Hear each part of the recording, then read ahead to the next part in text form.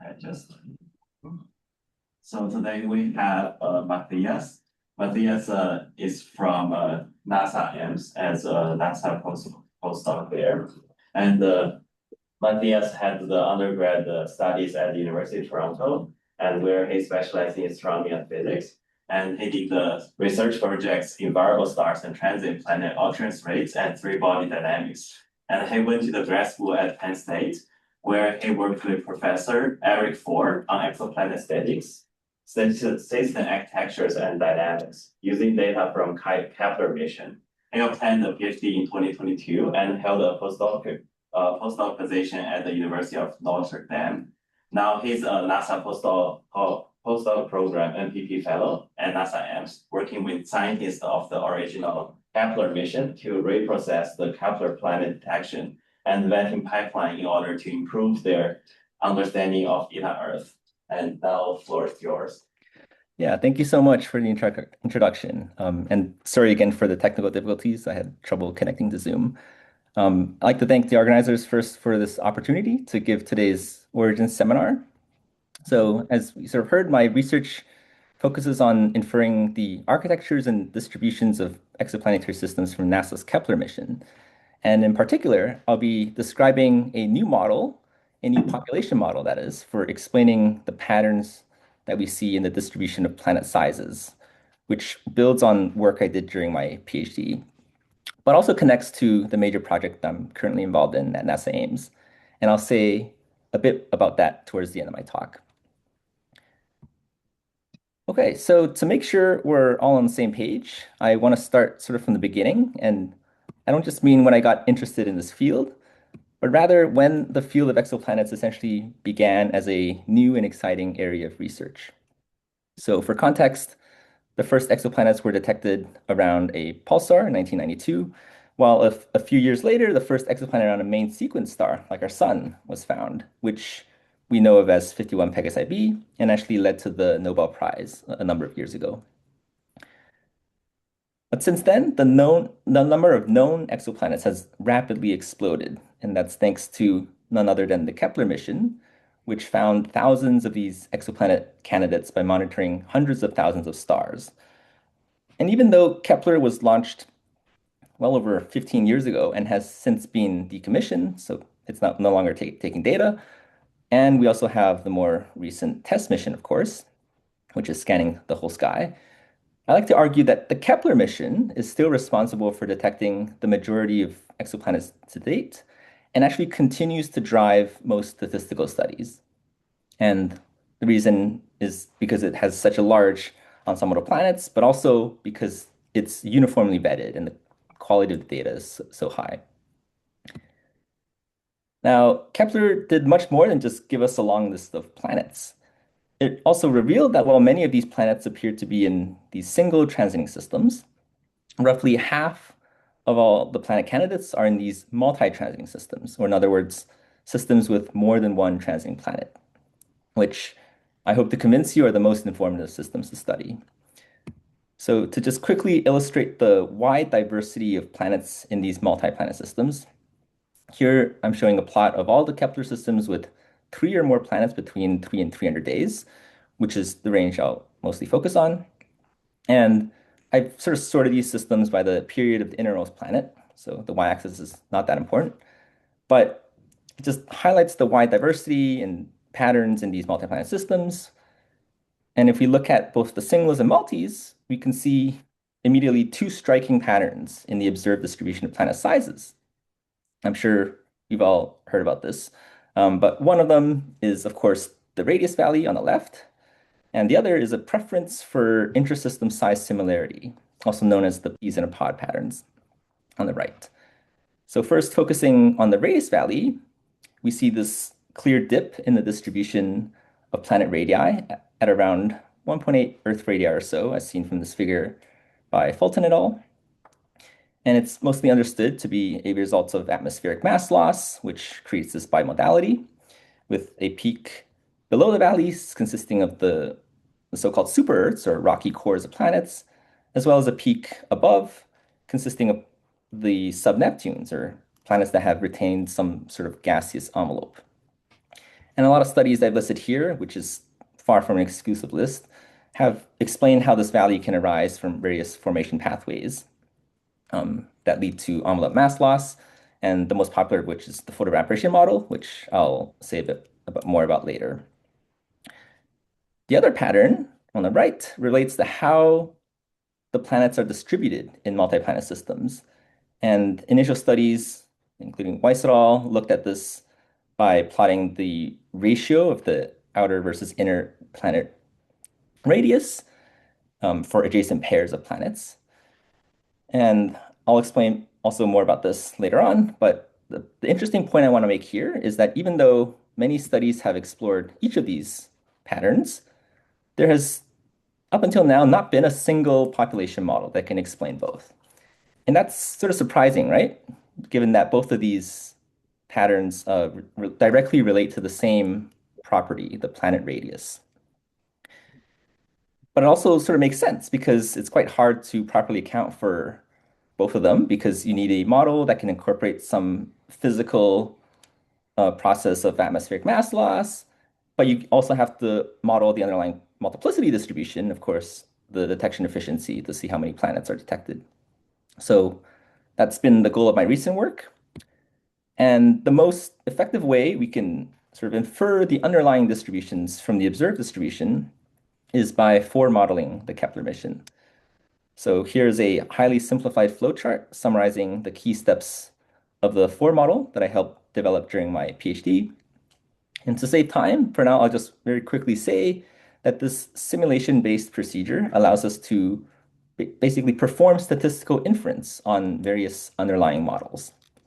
So this animation is showing different iterations of simulated catalogs drawn from a given model, where we have also simulated the Kepler detection efficiency to figure out which planets would be detected.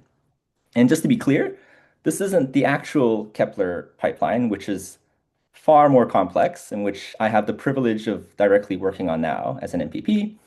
But it's a code base developed by my PhD advisor that can quickly simulate which planets would be detected under a Kepler-like mission. And in the final step, we can basically compare simulated observed catalogs to the Kepler catalog by computing some sort of distance. Typically, I use a KS distance for each of the marginal distributions we care about. And then we use a weighted sum to form a distance function that we can then minimize with methods like approximate Bayesian computation. Now, for modeling the Kepler catalog in this way has proven to be extremely insightful for our understanding of the distribution and architectures of planetary systems as a whole. So here are many of the results that I've been able to successfully infer via this modeling framework and beyond. But today I'll just focus on mainly two of them, and one of which is, of course, the intra-system patterns in the planet sizes. I won't talk about the spacings today. And the other is the multiplicity and mutual inclinations, or in the so-called Kepler dichotomy. So I'm going to organize the rest of my talk into these four main themes. And I'll actually, before I get into the patterns of the distributions of planet sizes, I will spend some time describing first the previous system model, which provides a dynamically motivated picture of the planet multiplicity distribution and the orbital architectures of multi-planet systems. And this is important because, well, one, again, multi-planet systems are the most informative systems to study, so we need to properly model these distributions in order to study many of the other patterns, because it affects how many planets will be detected. And the new model also that I'll describe soon also builds off of this model. All right, so what is the Kepler dichotomy that I mentioned? So a key result from numerous initial studies on the Kepler observed multiplicity distribution is that it seems to indicate an excess of single transiting systems, as illustrated by this figure.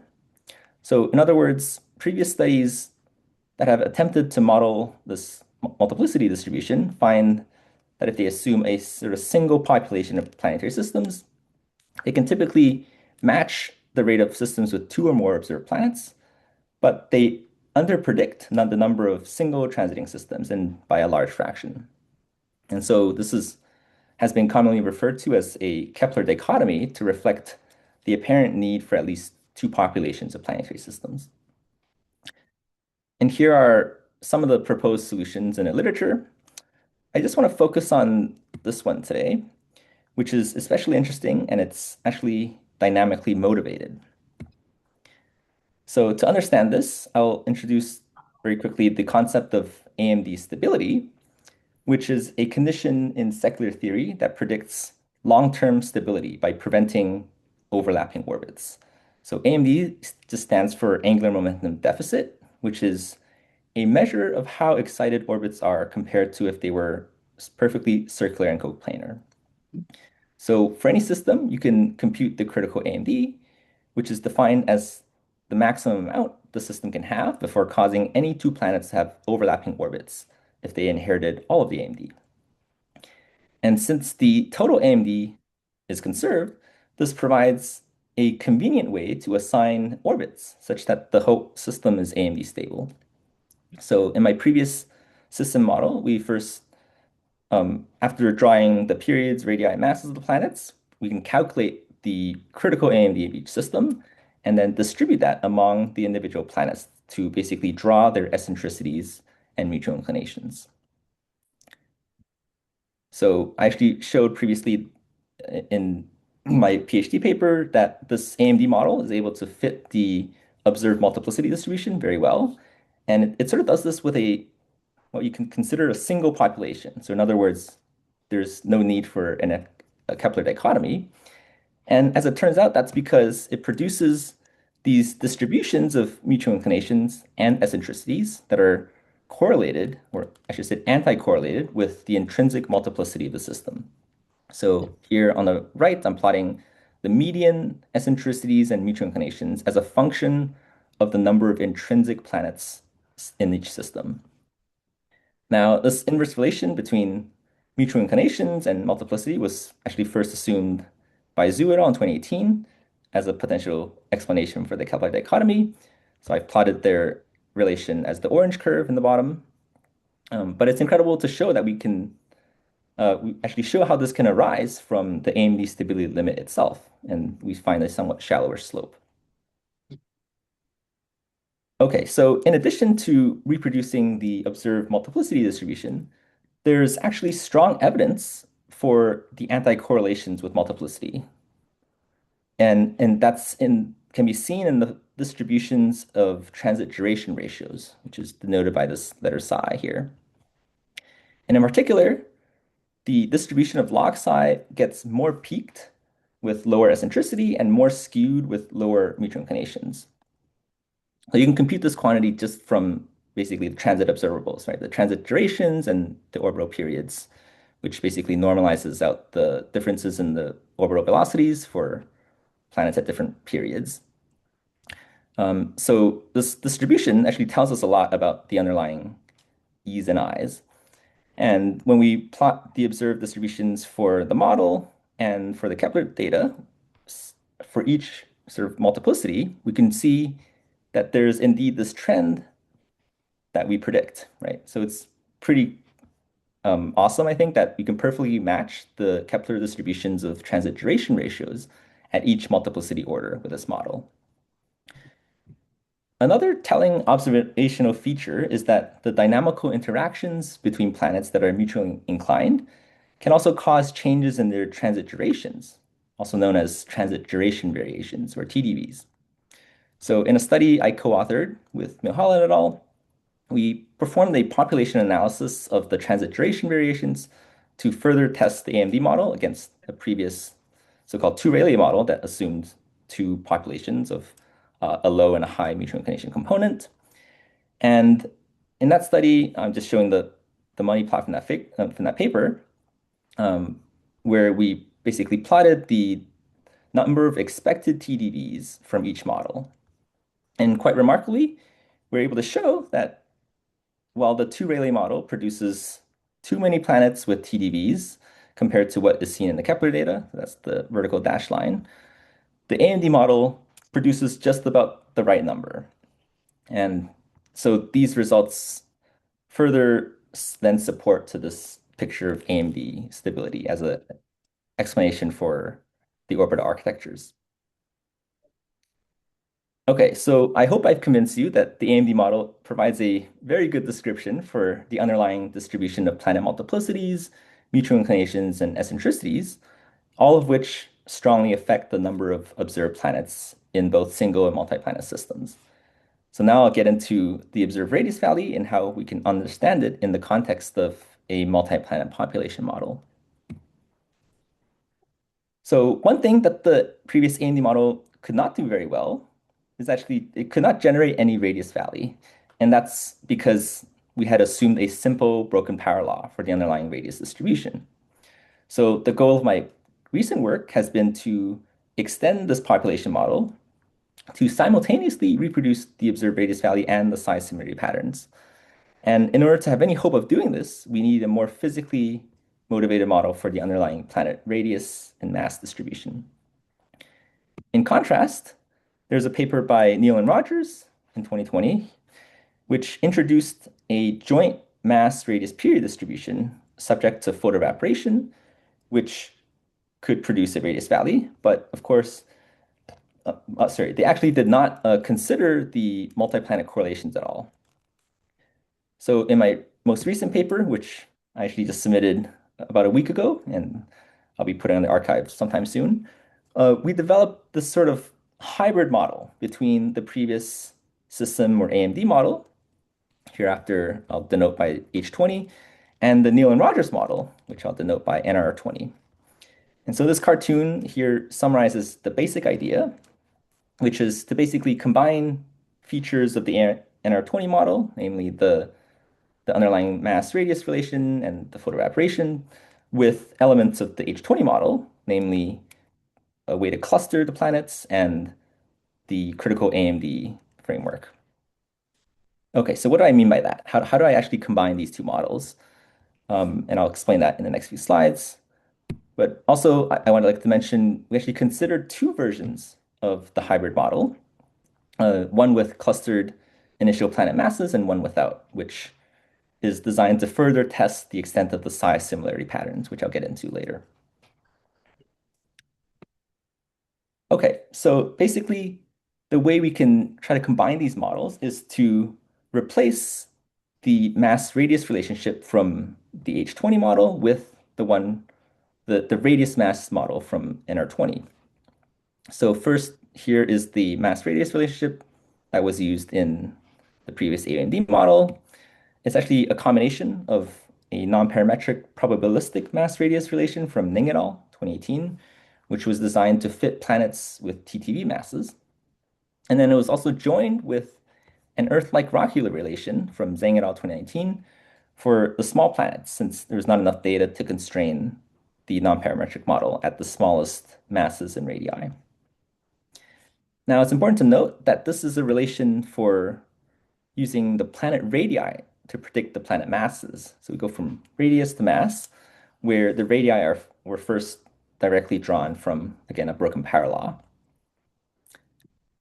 And here is the initial radius mass relation from Neal and Rogers. So I want to emphasize two sort of fundamental differences already. The first is that this model goes in the opposite direction from mass to radius. And also, it's about drawing the initial planet masses and radii, meaning before the onset of photo-evaporation. Whereas in the previous system model, we sort of make no distinction. So we're just directly modeling the final present day distribution. So to get the final masses and radii in the Neal and Rogers model, I should also say the Neal and Rogers model assumes a log normal distribution of initial planet masses, and that's shown in the top panel. But to get, of course, the final masses and radii, they simulated photo-evaporation by first assigning planet envelope masses as a function of the planet masses, and then computing the mass loss timescale due to photo-evaporation, given the planet's initial size and orbital period and the stellar properties. So the mass loss timescale is then compared to the age of the system to determine which planets would lose their atmospheres. And for those that do, the final mass and radius is then computed from the a pure silica relation shown by the brown line here. So basically, for these planets, they get moved from that cyan line to the brown line. Okay, so now in the hybrid model, we can essentially try to do the same thing as Neil and Rogers, but there's still the issue of planet multiplicity and how we can introduce correlated planet sizes. No worries, we can still draw a number of planets from each system from sort of the same multiplicity distribution as in the previous system model, and just draw each planet's masses and radii from the Neil and Rogers model. But to account for the P's and pod patterns, we can also draw the clustered initial planet masses. So this is what I mean by that. Essentially, instead of having a single log normal from which you draw all the planet masses, you now have a log normal of log normals, where the locations of the log normal for each planet cluster are drawn from the first overall log normal distribution. So this might look a bit complicated, but it's really only adding a single parameter, the width of the cluster log normal. And if we find that this cluster width is smaller than the width of the overall log normal distribution, then that means that the initial planet masses are strongly correlated within each system. All right, so now I've replaced the Neil and Rogers relations on the plot with the hybrid models after inferring the best fit parameters using the full four modeling framework. And as I sort of alluded to before, we actually tested both versions of the hybrid model, one with clustered initial masses, which is shown in green, and one without the clustering, which is shown in blue. And as you might expect, the two versions are actually very similar, basically because they do the same thing, except the clustered one has significantly more similar planets within each multi-planet system. So indeed, we find that the log normal cluster width is much narrower than the overall log normal distribution. And I've also plotted a sample of simulated planets here, where the black circles denote the initial masses and radii, while the red points denote the final values. So we can see that, of course, the less massive planets tend to lose their atmospheres, while the more massive planets hold on to their atmospheres. And that's exactly what we'd expect. All right, so we completely changed how we draw the planet masses and radii to something that's pretty similar to in the Neil and Rogers model, except now it's got multi-planet systems which may or may not be clustered. Can these models reproduce the radius valley? So on first glance, it's not very clear. So as usual, I'm plotting the Kepler data as the solid histograms here, where the shaded regions denote the central 16 to 84% quantiles of each model. And um, in the bottom panel, I'm showing histograms of individual catalogs drawn from the hybrid model with cluster masses. Okay, what about if we subtract the location of the radius valley in period radius space? So this is something that's been done before, and the figure on the right is showing basically the same data as the left figure, but now I'm aligning the period dependence of the radius valley in a better way, and also restricting the sample to planets less than 100 days and less than 4 Earth radii, which makes a small effect. And now we can see that the hybrid models, on average, produce some semblance of a radius valley, although it doesn't appear to be quite as deep as what's seen in the Kepler data here.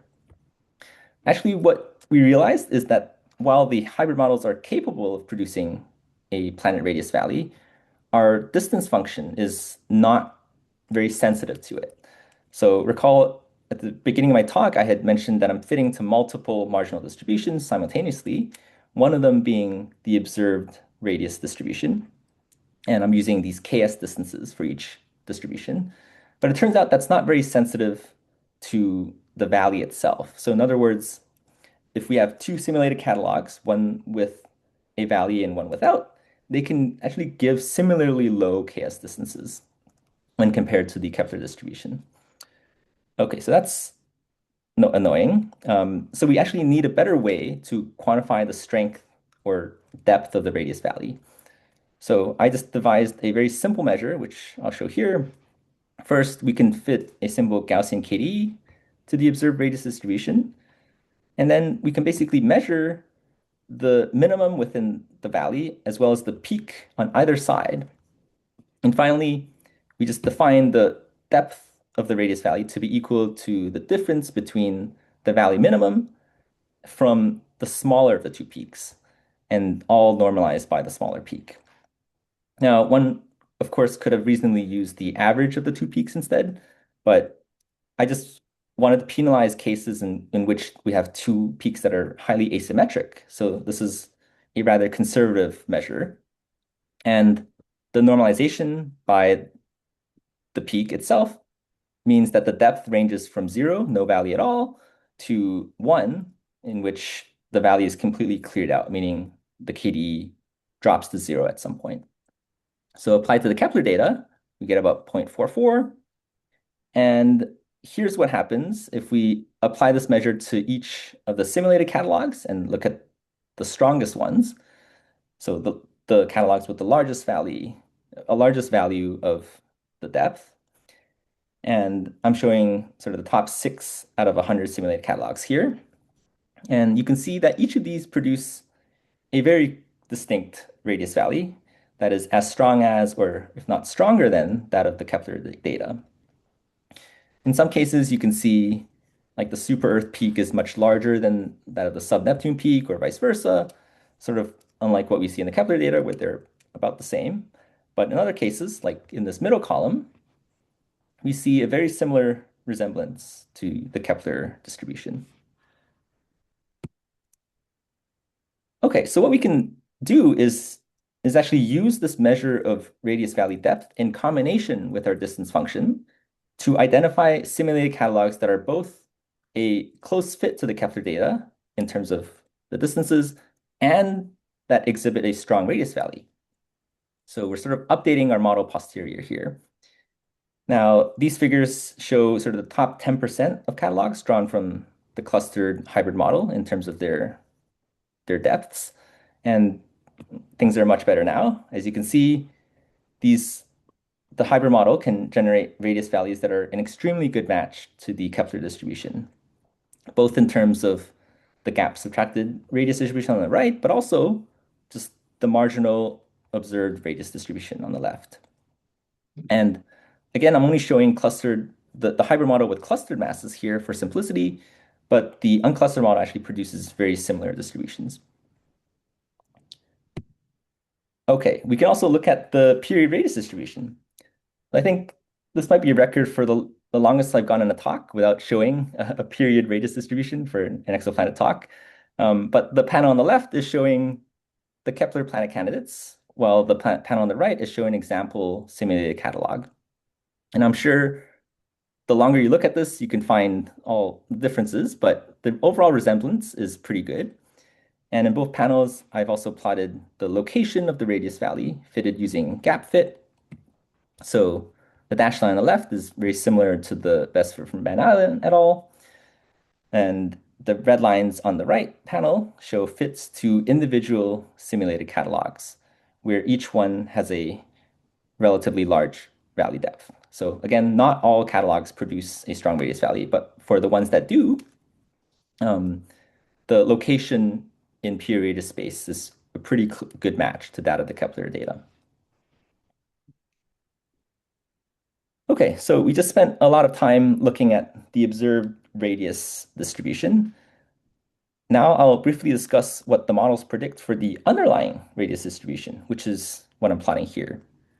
So the top panel shows the credible regions of both hybrid models as well as the previous system model for comparison, while the bottom panel shows just a subset of catalogs from the clustered hybrid model that were shown to produce a strong observed radius valley that we saw before.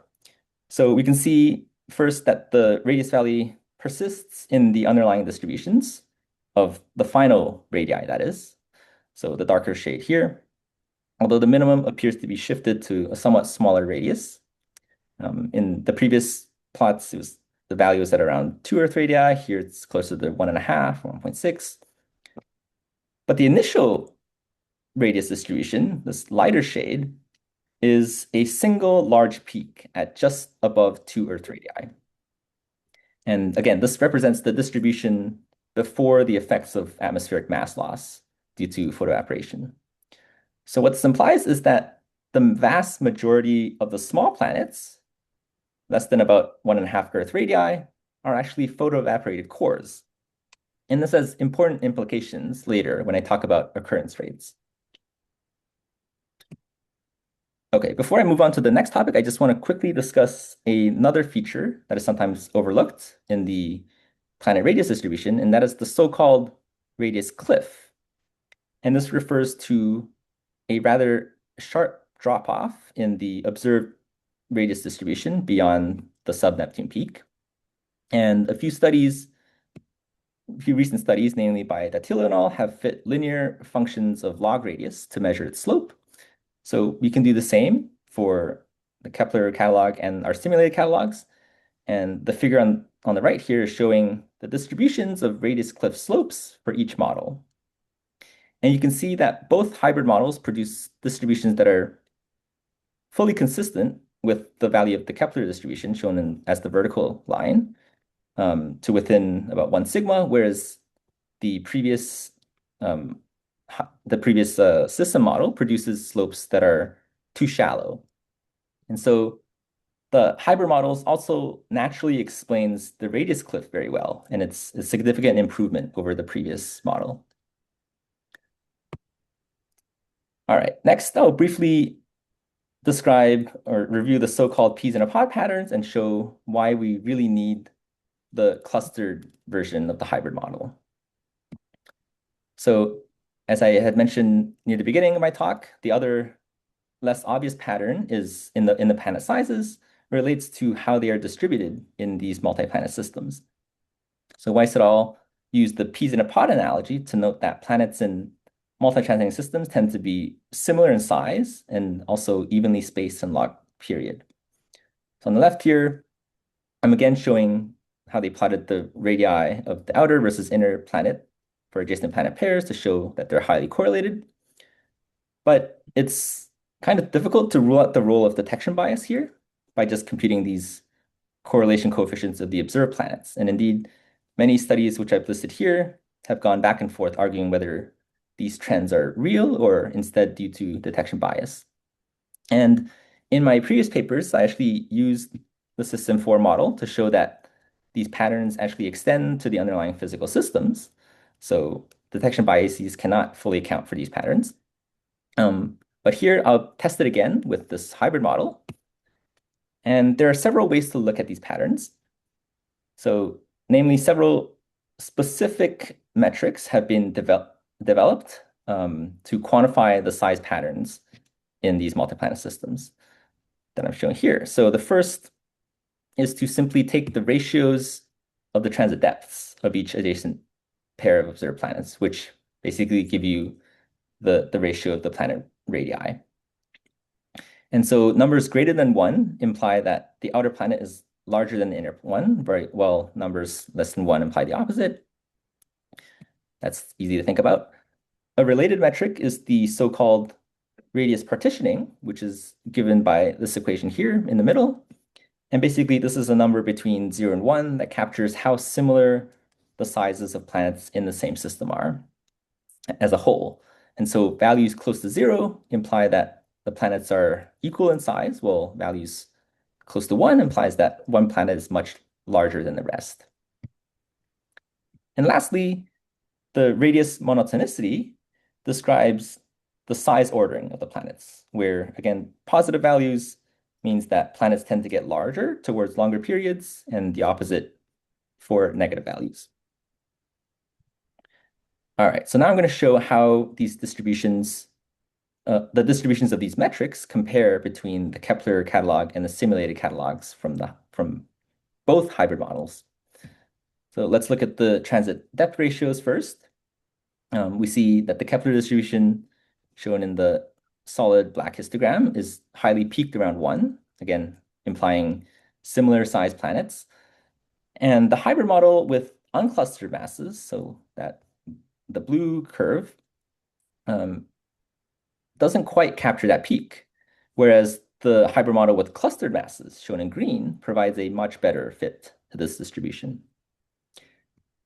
If we look at now the radius partitioning, we see a sort of similar result.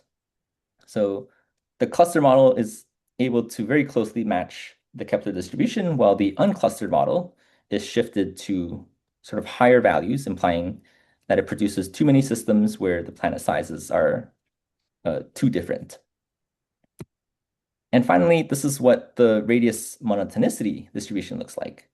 So we find that actually in the Kepler data and in both models, they all produce more systems with positive monotonicity compared to negative values, which implies that planets further out tend to be larger.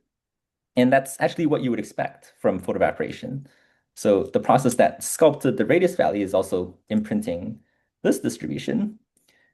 But if we look closely, you can see that again, the green curve, so the hybrid model with clustered masses, provides a better fit to the Kepler distribution. So altogether, these results further demonstrate, one, that the Kepler planets belonging to the same system are more similar in size than planets from different systems. But more interestingly now, we're showing actually that this observed intra-system size similarity, which again, these are all metrics relating to the planet radii, can actually be fully explained by a clustering in the initial mass distribution. So recall several slides ago, I had described how we can draw the clustered masses. So essentially, even before photoevaporation, there's some structure in the underlying planet masses that can lead to the observed size similarity patterns that we see today. All right, so it looks like I have enough time. I'm going to spend the last bit of my talk describing or discussing the occurrence, or rather the challenges of measuring the occurrence of Earth-sized planets in the habitable zones, so this so-called Eta Earth. So as I've been describing, Kepler, of course, gave us this huge wealth of planets at relatively short orbital periods, which have allowed us to constrain population models like the one I just described. But what we're still missing are the small Earth-sized planets at separations of around 1 AU and beyond, which covers much of the habitable zones of Sun-like stars. So this figure from Bryson et al. Is showing the existing Kepler planet candidates again, but this time in planet radius versus installation flux. And actually it's zoomed into the region where Earth would be. So that's denoted by that symbol. And it really just highlights that we don't have many detections in this region. So as the color bars indicate, and as I'm sure you're all aware, that's because Kepler's completeness really drops off here. And even for the one or two candidates that are the closest, their reliability can be low. Okay, so what can we do? Well, currently the only way people have really measured Eta Earth is with the existing data is to extrapolate population models, which again are based on regions where we have a lot of data. But this can be dangerous. So in fact, several studies, including one from Ilaria, have shown that we would likely significantly overestimate Eta Earth based on these naive extrapolations. So actually, the paper by Larry Pascucci et al. In 2019 demonstrated this first by fitting simple and broken power laws to the planet radius and period distributions. And here I'm showing a table and an excerpt of the abstract from their paper. So they showed basically that if you exclude planets below 25 days, which contains most of the observed rocky planets below the radius valley, then the inferred value of Eta Earth is reduced by several factors compared to if you included those planets. And similarly, Neil and Rogers actually further made this point by comparing their models involving photoevaporation with a simpler baseline model that does not involve photoevaporation. So here is a table and part of the abstract from the Neal and Rogers paper, where model 1 is their baseline model with no photoevaporation, and model 2 is the one I talked about today, which my hybrid models were based on. And they actually only constrained their models to within 100 days, but they found that if you extrapolate each model into the Eta Earth regime, shown by the bottom rows here, there is again about an order of magnitude drop in Eta Earth when considering just the effects of photoevaporation. So basically, what both of these studies are showing is that if we assume that the Earth-sized planets in the habitable zones are simply an extension of the rocky inner planets, we would be overestimating Eta Earth, since while photoevaporation is clearly creating most of the rocky cores at these short periods, the process is not sculpting the planets that we see that would exist at the longer periods. Okay, now we can compute occurrence rates as well from the hybrid models. So here's a table from my paper in which I've done that for a variety of different planet types, from the full simulation range to planets spanning the radius valley to hot sub-Saturns and Jupiters, and a bunch of other ranges that you can see here. And I computed these for not only both versions of the hybrid models, but also the previous system or H20 model. And I'm not going to discuss each of these rows right now, but I do want to focus on the bottom 3 rows. So the first, these 2 rows show the results for Venus-like planets, which I've defined to be within 20% of Venus's radius and period, and also mass for that second row. And you can see that while both hybrid models give very similar values, they're quite a bit lower than in the H20 model, so by a factor of about 2 to 4. And finally, the last row, I've considered planets of masses and radii within 10% of the pure silicate relation. So basically, these are planets of Earth-like composition at the limits of our simulation bounds, which go up to 300 days. Now, staying true to the message here that extrapolation can be dangerous, I've chosen to actually not extrapolate my models.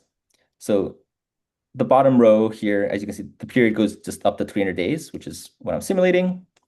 So it's not, you can't think of it as truly an Eta Earth value, but rather it's a related quantity, and you can think of it as maybe a proxy for Eta Earth. And again, we see a similar result as the previous papers I described, where now the hybrid models also predict a much lower occurrence than the H20 model, which, remember, did not involve photoevaporation. So what we're seeing here is basically, the same finding as the previous papers, which, to summarize, the occurrence of small planets at longer periods are likely to be overestimated if you use a model that does not adequately account for the physical processes which are sculpting the planets at different period regimes. And all of these comparisons illustrate why extrapolation can be so dangerous, because we really have no idea if our models remain good models in the region where there's little to no data to constrain them. Okay, now as a quick aside, I'll just briefly mention that the power of having a multi-planet model is that we can also differentiate between the occurrence rates, which are usually defined as the mean number of planets per star, versus the fraction of stars of planets, which by definition can never be greater than 1. So here I'm showing a very similar table to the one before, except now the values are the fractions of stars of planets. And for some planet bounds, where at most one planet can exist per star, for example, massive planets or very narrow period ranges, this doesn't really make much of a difference. But for small planets in large period ranges, we find that the fraction of stars of planets is generally lower than the corresponding occurrence rate by up to a factor of 50%. So comparing values from this table to the previous table. And we find a similar drop again in the fraction of stars with Venus and Earth-like planets at long periods when including the effects of photoevaporation. And this is not surprising anymore because well, these values are very similar to the occurrence rates that I showed on the previous slide. Okay, so unfortunately, extrapolation can be unreliable and is contributing to the fact that we currently don't have a consensus as to what the value of eta Earth is, as this figure from Michel Kunimoto is demonstrating. I'd also encourage you to check out recent papers by Fernandez et al. And Bryson et al., which recently appeared on the archive and summarize many of the limiting factors affecting our understanding of eta Earth. And so all of these studies here have tried to compute eta Earth over the years using various stages of the Kepler data. And there's the issue of varying definitions for what planets count as being Earth-sized habitable planets. But the key underlying issue is that we just don't have enough detections, and we need to better understand the reliability of the detections that we do have. But I think the good thing is what this means is that if we were to somehow find just one or a few Earth analogs, we can potentially significantly improve our calculations of eta Earth. And so that leads me to the major project that I'm currently involved in, which is to revamp the original Kepler pipeline and reprocess the entire data set from the original 4-year mission. And that's exactly what it sounds like. So I'm working with members of the original Kepler team at NASA Ames to rewrite almost the entirety of the Kepler code and look for ways in which we can improve the algorithms. And it's important that we get this right because eta Earth is a critical input to the design of the Habitable Worlds Observatory, which is designed, or the goal of which is to measure and detect 25 such planets. So I think I'll stop there and take any questions. Yeah.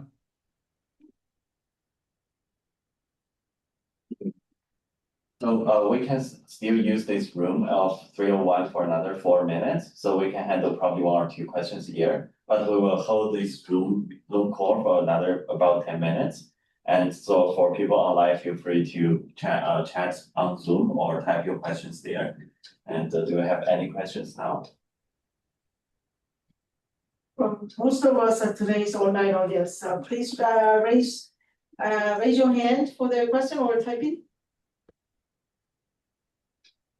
Okay, Maria. Yeah, thank you very much, Matthias. This was a really nice talk and excellent work as always. I was wondering, so based on your study, is there any evidence at any radial distance of a rocky population that is not photo-evaporated in the Kepler? Oh, that's a great question. Yeah, so I should emphasize probably that I've tried to keep everything about the hybrid model that I described. I tried to keep it sort of as simple as possible, so it really only considers like a single population drawn from that initial mass radius distribution, and then that's subject to photo-evaporation. So in that model, I guess not, but that doesn't mean that there's not the possibility or the existence of planets that are not like rocky planets that are not photo-evaporated cores. And I believe the Neil and Rogers paper looked into this in a lot more detail. So they actually considered like an initial population of born rocky planets, and they find some evidence for that. So yeah, I think we need more advanced population models yet again. But yeah, in the interest of keeping the number of parameters low for the hybrid model, I've not considered like an additional population like that. Okay, thank you. Okay, so any other question? Yeah, for the way we're moving, but if there are more questions, feel free to raise your hand right now or type in. Okay, so I guess not more. All right, so if that is it, and I would like to thank the speaker again, and then we'll contact with your speaker about the recording later. All right, thank you. Okay. Thanks. Thank you. Bye.